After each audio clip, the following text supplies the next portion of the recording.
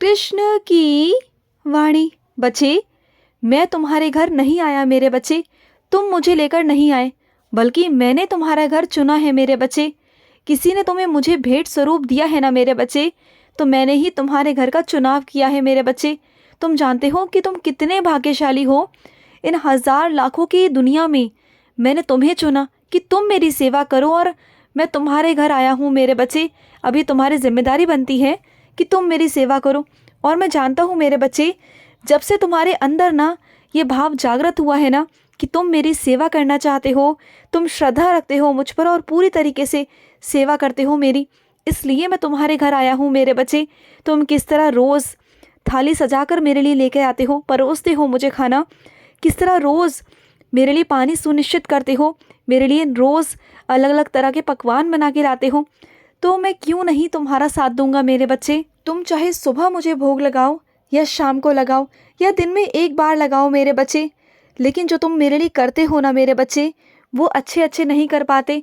किसी के पास समय नहीं होता कि वो मेरी सेवा करे, लेकिन तुम अपनी ज़िंदगी में से, व्यस्तता वाली ज़िंदगी में से कुछ समय निकाल कर मेरे लिए रखते हो, और उस समय में तुम ख्याल रखते हो कि तुम्हारे खाना को कहीं भूख तो नहीं लग रही, कहीं प्यास तो नहीं लग रही, ऐसा सोचते हो ना तुम।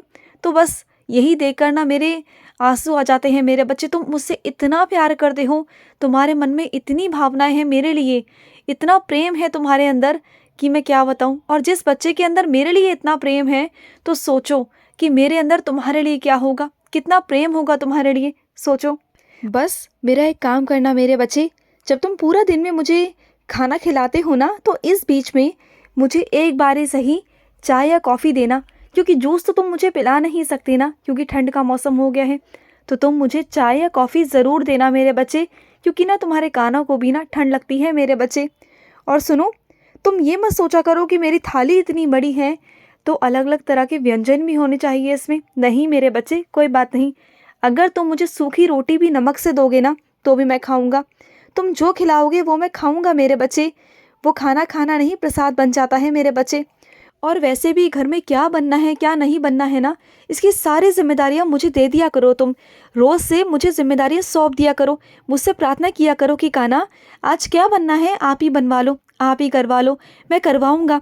जब तुम सुबह उठते हो ना, तो उठने के साथ ही ना बस सारी चीज़ों को मुझ पर सौंप दिया करो कि काना आज की पूरी जिम्मेदारी आप पर है मेरे काना, आप पर है, बस इतना कह दिया करो। फिर मैं तुम्हारी पूरी जिम्मेदारी, पूरे दिन की जिम्मेदारी मैं निभाऊंगा। तुम्हारे घर में क्या बनना है, क्या होना है, क्या नहीं होना है, वो सब मैं सुनिश्चित करूंगा। तुम चिंता मत करना। ये मत सोचा करो कि कहाँ से आएगा, कैसे आएगा, सब आएगा, मैं ला कर दूंगा। तुम क्यों चिंता करते हो। और सुनो, जब तुम मन में ठान बैठे हो कि मेरे लिए तुम्हें कुछ करना है, कुछ पूजा करनी है, कुछ पूजा करवानी है, तो जब सेवा का भाव अपने मन में ले आए हो, तो फिर ऐसे कर्म क्यों कर रहे हो कि मन में लालच आ गया है तुम्हारे। कुछ चीज़ों को लाने में कंजूसी कर रहे थे तुम, कुछ पैसों को खर्च करने में कंजूसी कर रहे थे।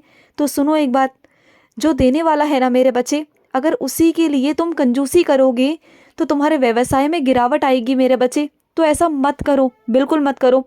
और तुमने कहीं ना कहीं से सब कुछ अपने मन पर काबू किया, अपने लालच पर काबू किया, और तुम सब कुछ मेरे लिए लेकर आए। जो भी पूजा पाठ का सामान था तुम वो सब लेकर आए।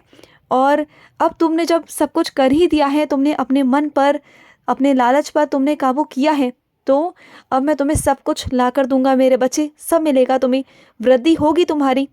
इसको समझाने का मुझे बस तुम्हें ये मतलब था कि जब कोई चीज़ अच्छी नीयत से होती है ना मेरे बच्चे, तो उस काम में बढ़ोतरी होती है। और अगर वही चीज़ अच्छी नीयत से ना होना मेरे बच्चे, तो इंसान भटक जाता है और इंसान गलत रास्ते पर चल पड़ता है, और उसकी बर्बादी तय है मेरे बच्चे, तय है। मैं बस तुम्हें ये समझाना चाहता था कि अगर ईश्वर के लिए कुछ करना चाहते हो, कुछ करते हो ना, तो मन से किया करो, दिल से किया करो, और नीयत साफ करके किया करो। क्योंकि जो तुम्हें देने वाला है, इस दुनिया का करने वाला है मेरे बच्चे, उसी की चीज़ों में अगर तुम कंजूसी करोगे तो कैसे चलेगा मेरे बच्चे। ऐसा मत किया करो। और सुनो, अपने घर की सारी तैयारियां तुम जिससे मर्जी करवाओ, सब कुछ करवाओ। अपने घर की साफ़ सफाई, बर्तन धुलवाना, कपड़े धुलवाना, जो करना है करो। लेकिन जब खाने की बारी आती है ना मेरे बच्चे, तो खाना खुद से बनाया करो। क्योंकि देखो, अगर खाना खुद से नहीं बनाओगे ना तो सही नहीं रहेगा मेरे बच्चे। चलो ठीक है, मैं ये भी कहता हूँ कि चलो तुमसे अगर वो भी नहीं हो पा रहा, अगर फिर भी तुम्हारे पास समय नहीं है, तुम्हें किसी और से करवाना है, तो ये ध्यान रखा करो कि वो अच्छे से हाथ धोकर बना रहा है कि नहीं बना रहा, और नज़र करते रहा करो उसके ऊपर, क्योंकि ज़रूरी नहीं जो मेरा बच्चा हो वो अच्छा ही हो, वो गलत भी तो हो सकता है ना मेरे बच्चे। तो उसे सुधारना, उसे समझाना भी तो तुम्हारी जिम्मेदारी है ना, क्योंकि खाना भी तो तुम ही खाते हो ना। हाँ, तो तुम्हें भी साफ सुथरा रहना है कि नहीं रहना। और हर किसी पर अंधविश्वास मत किया करो, और जब खाना पक रहा होता है ना, तो 2-3 बार जाकर नज़र माराया करो, और हो सके तो वहाँ पर उपस्थित रहा करो, चलते फिरते रहा करो, जिससे कि तुम अपने खाने को देख सको कि कैसे बन रहा है, कैसे नहीं बन रहा है।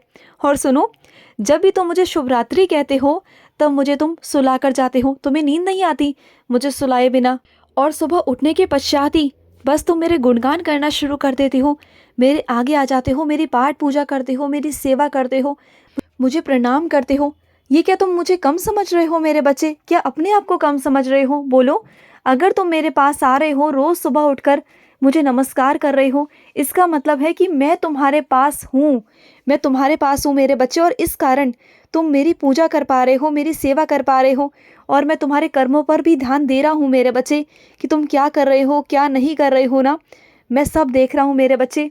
और सुनो, मैं अपने कुछ बच्चों से कहना चाहता हूँ, तुमने मेरी जो बांसुरी गुम कर दी है ना मेरे बच्चे, उसे खोज कर लाओ और मुझे दो, क्योंकि तुम जानते हो ना कि तुम्हारे कृष्ण को बांसुरी कितनी पसंद है। मुझे बहुत प्रिय है मेरे बच्चे, अत्यंत प्रिय है मुझे, अत्यंत मेरे बच्चे।